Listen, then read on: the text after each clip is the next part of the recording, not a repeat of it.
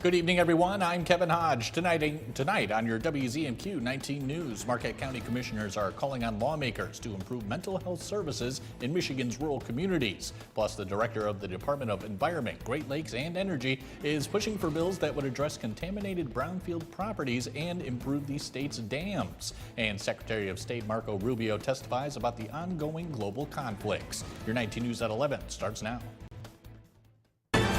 Live from the UP, this is WZMQ 19 News at 11.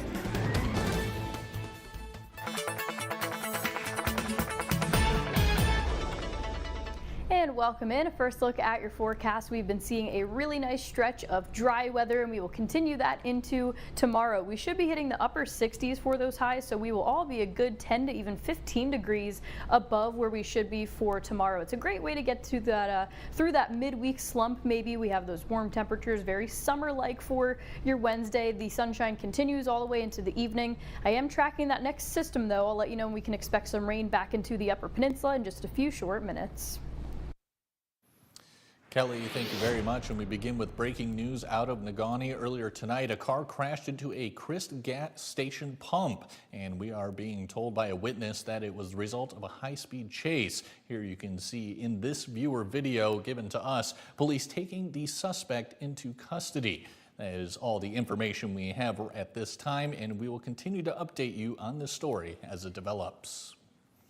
The Marquette County Board of Commissioners is urging state lawmakers to protect access to behavioral health services in rural communities. Commissioners approved a resolution tonight supporting proposed state budget language that would create a single consistent definition of rural and frontier areas across Michigan. The proposal would also establish a rural consultation caucus, giving rural counties and providers a formal voice in policy decisions affecting mental health care, funding, and service delivery. The resolution will be sent to area lawmakers for consideration during state budget discussions.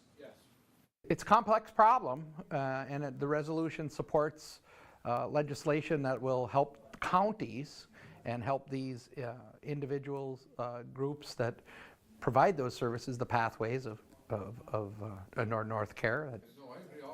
DeRocha points to inconsistencies in state health policy. He gave one example where urban communities like Warren are receiving funds meant for rural areas. The Michigan Department of Corrections is announcing a pay increase for new corrections officer recruits at 5 UP correctional facilities. New hires at the Marquette Branch Prison, Baraga Correctional Facility, Alger, Kinross, and Chippewa Correctional Facilities will see an increased starting wage from $23.45 to $28.24, reflecting the base compensation typically received following completion of 2 years of service. These increases are based on facilities with high staff vacancy rates and those designated as existing in a hard-to-recruit region of the state. MDOC says officers at these facilities who are currently below the $28.24 hourly pay rate will be brought up to the increased wage. However, discussions between MDOC and the Michigan Corrections Union will continue. Hiring events for these positions are happening throughout the month. We'll have more information at WZMQ19.com. Michigan's top environmental official is pushing for changes to the state's dam safety and brownfield redevelopment programs. The director for the Department of Environment, Great Lakes, and Energy is supporting 2 bills in the state legislature. One proposal would increase the amount of funding to address contaminated brownfield properties. Another focuses on modernizing dam oversight by updating inspection standards and improving communication between regulators. Because we very often inherit these when they get to be in a bad shape and need repair. And also, if no regulation is happening, give us the ability to step in and do what's needed to protect life and property. The department says the changes are needed as communities across Michigan continue to face more frequent flooding and severe weather events.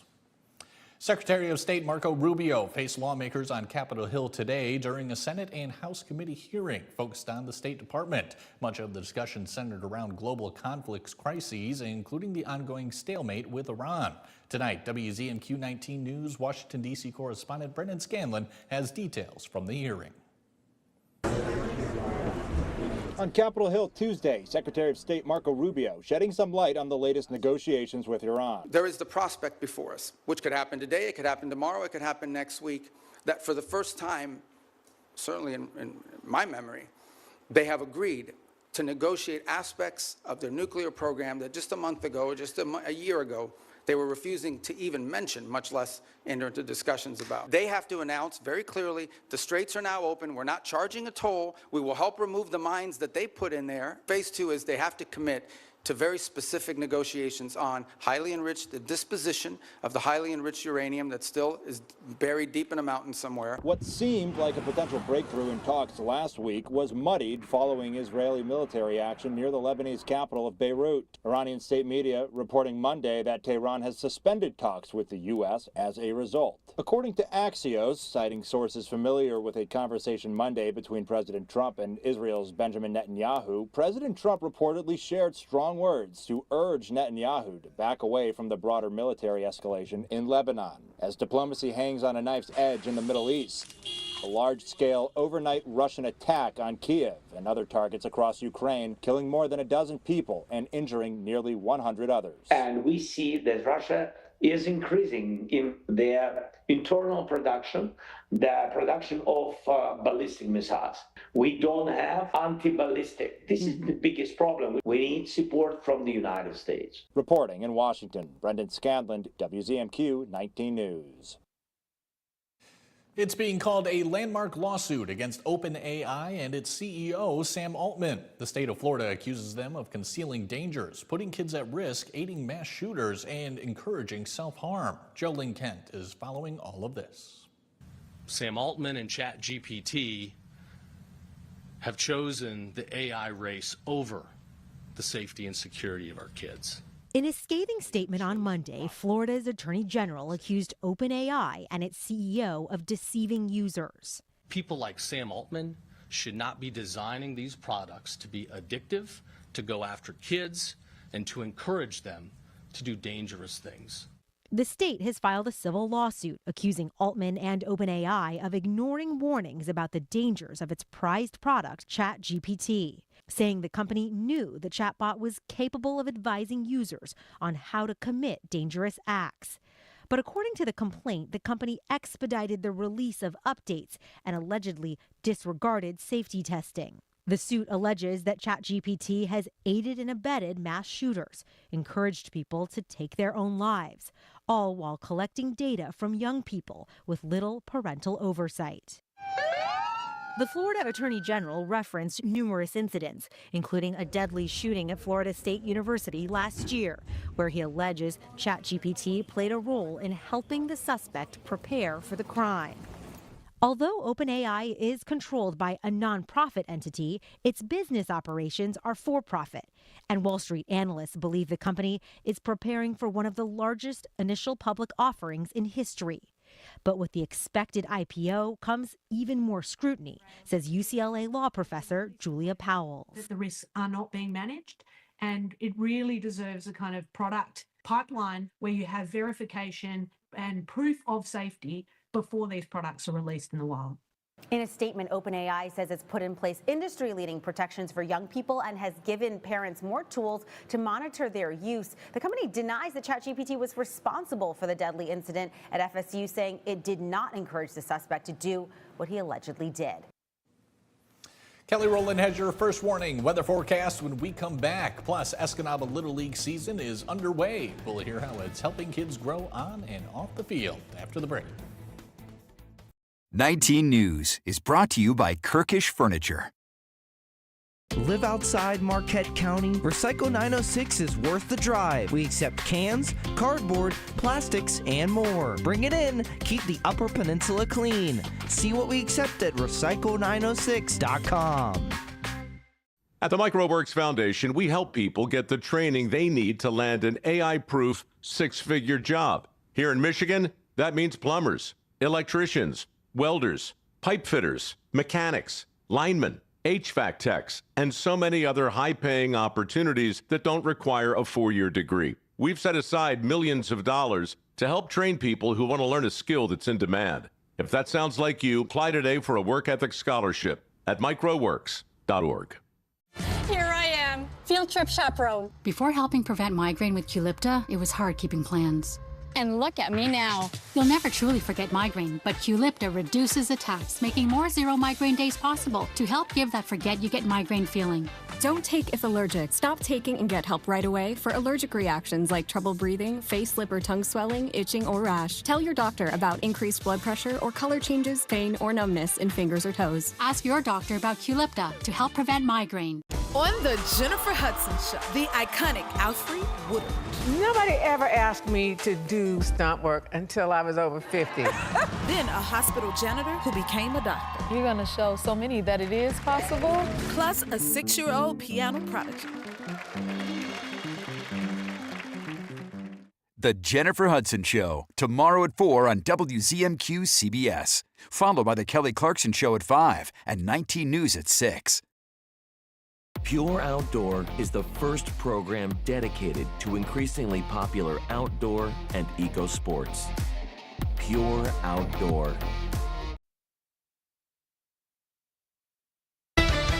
Now, from the 19 News Forecast Center, this is WZMQ 19 First Warning Weather with meteorologist Kelly Rowland. And welcome back. Another day of some summer-like conditions, 78 for that high, and the average high is 68. We are basically going to copy and paste what we experienced today into tomorrow. So we're continuing that really nice stretch of keeping basically all that rain out of the mix. We've been talking ever since last week about this omega high, that omega block that has been basically pushing the rain out of the Upper Peninsula, but that pattern is starting to break up and we will get some rain back, and which will actually be a good thing, because even though us humans love this stretch of rain-free conditions, the grass and maybe the trees start to really dry out. So a lot of the vegetation is wanting some moisture back into the mix, but we keep it out of the way still for your Wednesday. This is your First Warning Weather Futurecast, where we'll just be seeing the cloud cover move in and out. We continue to see the temperatures surge up to the upper 70s and lower 80s for a lot of us tomorrow. And then once we get to Thursday, late morning, early afternoon, we'll really start to see that rain come back, but it is not going to be widespread. It's not going to be a washout of a Thursday. That's just our next best chance of rain, and even at that, it just depends where you are, because it is going to be some locally heavy downpours with widely scattered showers. So we're not seeing the rain too much yet in the morning time on Thursday. So your morning commute for Thursday is looking fine, but it is that evening commute where, especially if you're down towards maybe Iron Mountain through Iron River, at this point is where a lot of those heavier downpours are most likely going to be situated for Thursday evening. And I'll watch for that possibility of maybe some severe thunderstorms, just not seeing that quite yet, but some rain is much needed back into the area after a pretty decent stretch of dry conditions. So when we get days kind of like today and continuing tomorrow, where we get relative humidity 30% or less and the sustained winds 15 miles per hour or greater, that can ignite fires easier than maybe when we have those muggy conditions or those higher dew points. And also it can just spread faster, especially if you don't have anything near you to put the fires out. These are not ideal combinations, especially when we have a decent stretch without measurable rain.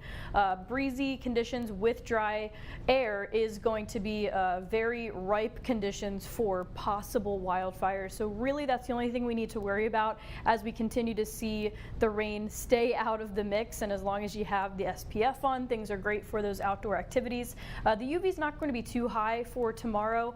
It's going to be at around a 6, and then that cloud cover that returns for Thursday and Friday is really going to lower that UV. So overall, you just need to keep in mind when you're hopefully getting outside to enjoy this lovely summer-like weather, that you have the SPF on and you just watch out for any of that outdoor burning. We can all have fun out in the sun, and then this is when the temperatures really dip back down to the 60s with some patchy fog throughout the weekend, and then we slowly start to clear those skies back out, and we're looking at a repeat where we have some sunshine and warmer temperatures for this upcoming Monday.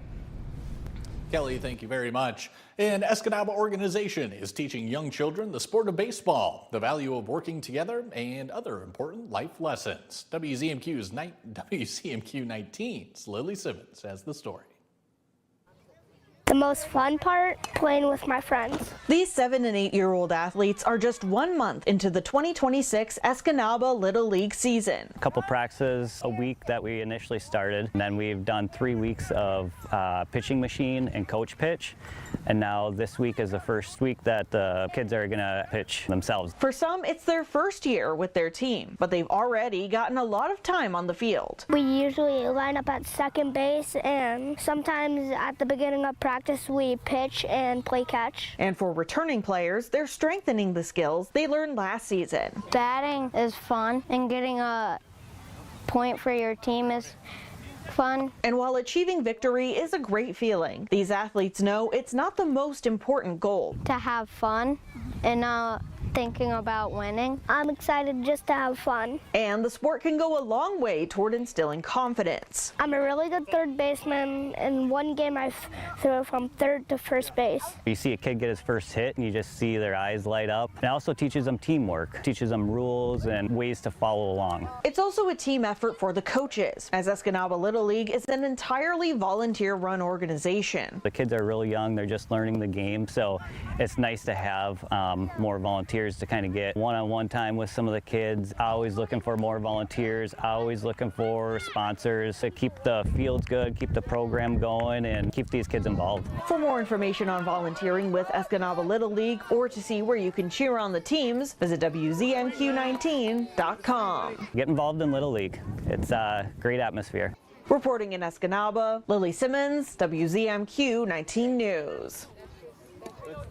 If you are car shopping for a teen driver, new safety test results show some vehicles are better suited for those young and inexperienced behind the wheel than others. Evan Moon spoke with experts about the new features parents should prioritize before handing over the keys.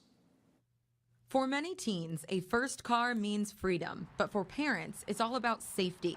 On the road, a collision can come down to just seconds. It doesn't matter how responsible or smart or capable they are, they're still a beginner, they're still learning. And part of learning is making mistakes. And the cost of an error when you're driving a car on a road with other people is really high. But there's good news. Safety is steering in the right direction. At 40+ miles per hour, the Insurance Institute for Highway Safety puts dozens of different makes and models to the test, evaluating newer technology like automatic emergency braking systems. It does add an extra layer of protection and some peace of mind. They're nice to have. IIHS senior research scientist Rebecca Wiest says a common misconception is that bigger means safer. We look for kind of a Goldilocks spot when it comes to size, so nothing too small, nothing too big. And while teens may beg for a sports car, experts say that can be one of the biggest safety risks. Teenagers are disproportionately involved in speeding-related crashes. So we want to avoid giving teenagers cars that have especially, zippy acceleration. Distracted driving is also a leading cause of crashes. Parents may want to avoid big touchscreen digital dashboards. Reducing the complexity of what they're looking at when they're driving is an important thing to consider. Of the dozens of vehicles tested, no single brand came out on top. There's a fair amount of Subarus on the list. There are Hyundais. You see a few Kias, Toyotas, Hondas. Cost is always a big factor when car shopping. Wiest says parents could consider sharing the car with their teen, which does reduce reckless driving. Mike Ludlam has your look at sports after the break. Escanaba's baseball team is looking to make it to the regional final as long as they can take down Petoskey tomorrow. We'll have a preview after this.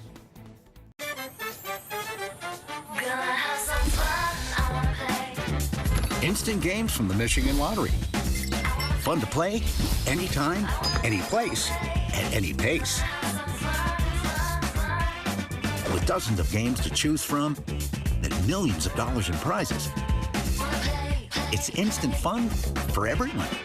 Sparkle, scratch, and win with our new Gem 7s games. Top prizes of $4 million and $203 million in prizes. This right here is confidence in a bottle. It makes me feel so much more confident than I've ever felt They are some of the hottest videos on social media. Those videos claiming to instantly get rid of bags under your eyes. Annette Figueroa is here to tell us why she says this one is for real. This one is for real, and I'm so excited. We even have a video, and all he uses is a small amount on a clean, dry face. And what it does is it tightens and lifts the appearance of bags underneath your eyes. And I did this to my father. We were at home, so we applied it to his under eye bags, and let me tell you, we were so excited. In under 10 minutes, they visibly disappeared from view, and now it is literally part of both of our daily routines. And not only does it work on the bags, it works on the appearance of crow's feet, fine lines, and wrinkles. At our $14.95 price, it's the best way to try Plexiderm and see it work after your first application. Your solution is at plexidermtrial.com or call the number on your screen.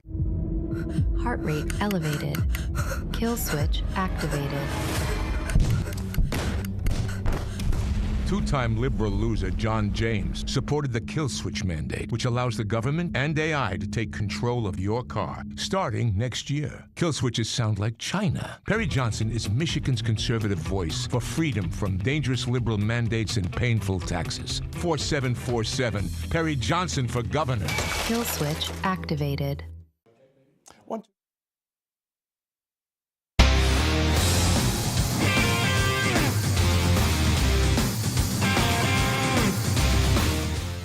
Good evening, everyone. The Escanaba High School baseball team will host Petoskey tomorrow in a Division II regional semifinal. The Eskimos feel they have a better chance against the Northmen than 2 years ago. Escanaba rallied last Friday with 3 runs in the bottom of the 7th inning to defeat Kingsford 5-4 in the district title game. The Eskimos dropped a 3-0 decision to Petoskey in the tournament 24 months ago. That contest was supposed to be in Sault Ste. Marie, but that field was in poor condition, so it was moved to Petoskey. Escanaba's Lenny Peacock was the starting pitcher in that game. He threw well, but quiet bats and a couple mistakes hurt the chances for the orange and black. Peacock believes his team has improved since that time. Extra motivation no matter what going into this game. You know, this is the first time our school's been able to host a regional semifinal, so going out there for the first time in front of it's hopefully going to be a great crowd here on Wednesday. So, you know, I think I'm going to have juice no matter what, and I think the guys behind me are going to have just as much as I do on Wednesday. I think it'll probably be a pretty close game, but we just got to show up with our bats, and I think we can get the job done. So we know what we're getting when you play a Petoskey team. They're always disciplined, good hitting team, and you know, always strike throwers, and so they're going to be, you know, fundamentally sound. But I think also a game that I think that, you know, is probably a 50-50 game toss-up. I think anybody, if we play good baseball, I think we got as good a chance as they do. Both teams are 24-8. First pitch tomorrow from Al Ness Field in Escanaba is set for 5 o'clock. Let's take a look, or at least first part of a look at the UP track and field finals. We'll start with Division I boys. Houghton had a couple double individual winners. Sophomore Michael Solana won the shot put, 50 feet, 1 1/4 inches. He took the discus, nearly hitting the 140-foot mark. Kingsford's Gage Sorensen had a solid jumping season. 21 feet, 5 inches was his best, winning the event. He was third in 2 relays. To the sprints, Houghton Samuel Roth has been near the top of the pack this year. He won the 100 in lane 5 at 11.1. He also took the 200, was second in a relay, and 5th in the discus. Marquette earned 22 points in the 1,600-meter run. Lucas Ballard and Rorick Holmquist were first and second, plus Welly Fillmore was 4th. Ballard and Holmquist also were first and second in the 800. The Sentinels' Ford Richardson was second in the 100 and third in the 200, but the Minnesota Duluth football recruit took care of other business, winning the 400 dash and the 300 hurdles, in 40.99 seconds. Sault Ste. Marie's Gabe Litzner finished a surprising third in the 1,600, but the future Oakland University runner made up for that, taking the 3,200 in 9 minutes, 33.81 seconds. The Blue Devils had a good day, but Marquette repeated as the champion. We got top 4, I think, and so that was good for our points. And you know, we got top 2 placed in the 100, 200, 300, 400. And yeah, we had a really good overall day. We didn't get too many field points, but our long distance really came in clutch. Marquette won its 6th straight Division I boys title with 117 points. They won 5 individual events and 1 relay. Sault Ste. Marie was next with 103, followed by Houghton, Kingsford, and Gladstone. To the Division I girls, where Marquette freshman Jordan Anthony had a perfect day. She captured the 100 dash in a UP record 12.55 seconds. She also won the 200 and was on 2 winning relays. Sentinel senior Ella Fury completed her career in style. She won the 1600 and 3200. Fury is a Grand Valley State recruit, and she set a D1 record in that 3200 at 11 minutes 21.58 seconds. She was also on a winning relay. But Negaunee had more than its share of first place results. Coming up next, Kira Waterman would edge Fury in the 800, and Waterman also won the 400 seen here in 58.5 seconds. She was third in the long jump. The Miners also had another standout performer. Sadie Rogers set a UP record in the 300 hurdles, 45.04 seconds. Rogers chalked up victories in the 100 hurdles, 1 relay, and she was second in the 200 dash. Negaunee dominated its regional, and that carried over into winning the UP title. I'm confident that we could do it. Not over cocky at all, but definitely trusting in our ability to pull through. And we've always been there for each other as well. We have a very close-knit group this year. Negaunee won its 2nd team title in a row and 3rd in the past 5 years. Plus, Rogers and Waterman will be back along with others next year. The Miners had 172 points, Marquette 123. Gladstone was 3rd, followed by Houghton, and Manistee set a bunch of school records in relays. Turning to the 15th Annual Island Resort and Golf Championship, which is set for June 26th through the 28th at the Sweetgrass Golf Course in Harris. 144 golfers will battle for a purse worth $225,000 and another step toward becoming a member of the LPGA Tour. The Epson Tour held its media day this afternoon. The first prize this year will be $33,750. The Island Resort Championship will be the 3rd and final leg of the Pure Michigan Cup with 2 Lower Peninsula events. One Epson Tour golfer says the tour is helping her get ready for the next level. Challenging with transitioning from college to professional golf. It's very different, but it's an amazing blessing to be able to call this my job. But none of it would be possible without you all and Sweetgrass and the tournament. So just thank you for the community engagement, the media that you provide. I mean, for us players, especially on Epson, we don't get much coverage like the LPGA. So having this kind of community engagement and fan engagement is amazing. I think we have 9 or 10 players that will be probably competing here at the end of the month that are playing in the U.S. Women's Open this week. So really cool stuff to see our players compete really on the biggest stage with the U.S. Open. Melanie Green won last year's tournament. She's competing as an LPGA rookie. She's already recorded 2 top 10 finishes. Again, the tournament runs from June 26th through the 28th. Tickets are $10 for all 3 days. Major League Baseball. The Tigers hit 5 home runs last night against Tampa Bay. How many could they hit tonight? Well, there's number 1, Gleyber Torres, to start the game, and that's his 3rd of the season, and it's a 1-0 Tigers lead.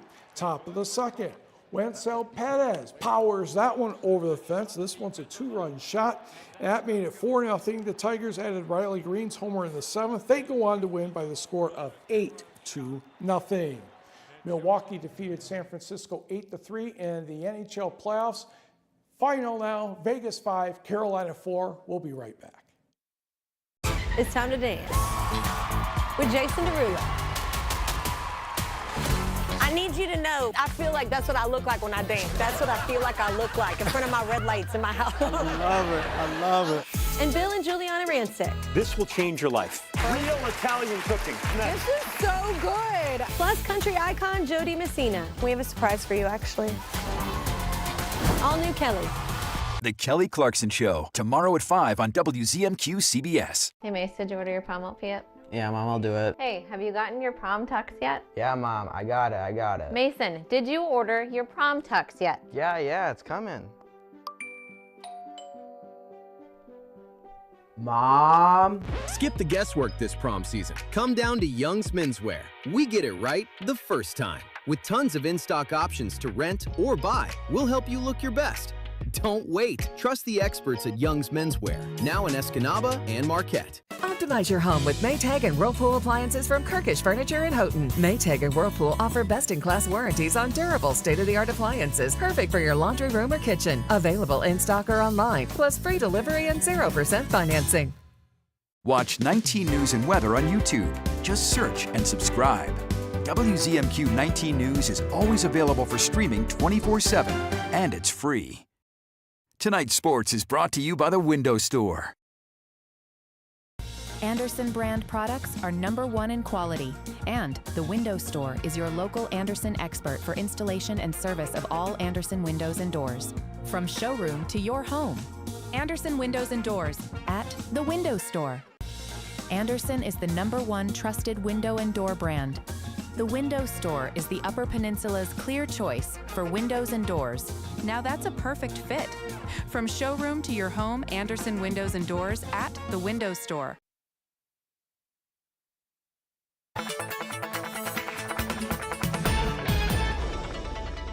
And a final check of your forecast, as we are basically repeating what we experienced today into tomorrow. So we don't need the rain gear for the morning commute for tomorrow, nor do we need it for the evening commute. We really keep the rain out of the mix all the way until once we get to Thursday afternoon. That's when we'll start to see that next weather maker come across the Upper Peninsula. It's still going to be very widely scattered at that. It's not going to be a washout for your Thursday.